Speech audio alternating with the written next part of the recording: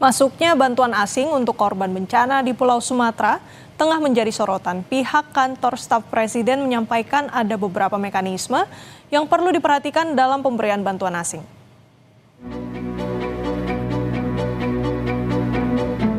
Polemik bantuan 30 ton beras dari Uni Emirat Arab untuk korban banjir yang dikembalikan oleh Wali Kota Medan membuat Mendagri Tito Karnavian memaparkan duduk perkaranya.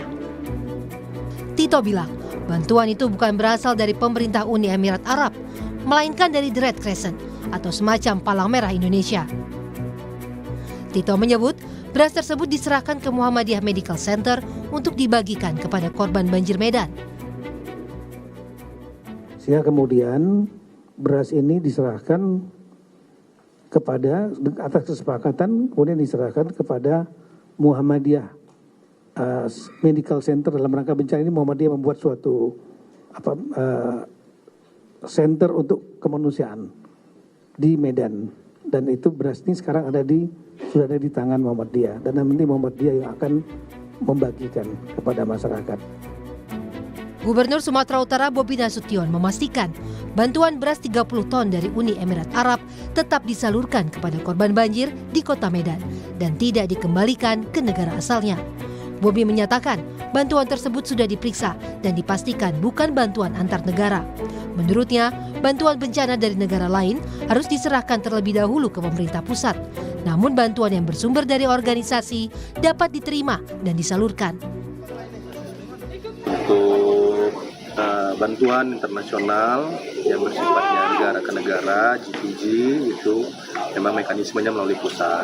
Kami daerah hanya akan menerima yang disalurkan dari pemerintah pusat. Kalau dari NGO, kita diperbolehkan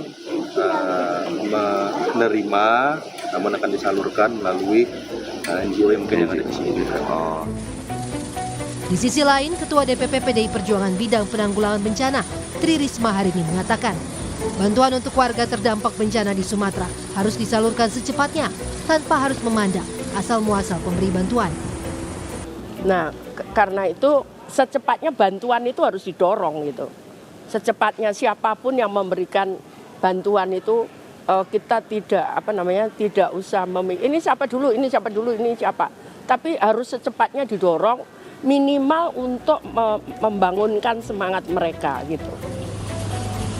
Sementara staf khusus kantor staf presiden KSP, Timothy Ivan Triyono menyebut ada sejumlah mekanisme untuk masuknya bantuan asing.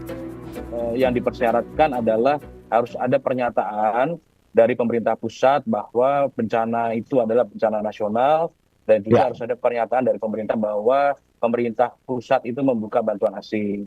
Lalu baru dari para negara sahabat ini mengajukan usulan bantuannya apa. Peraturan BNPB nomor 6 tahun 2018 itu ada 5 hal yang boleh diberikan oleh negara sahabat. Yang pertama adalah uang, bantuan uang. Yang kedua adalah bantuan logistik.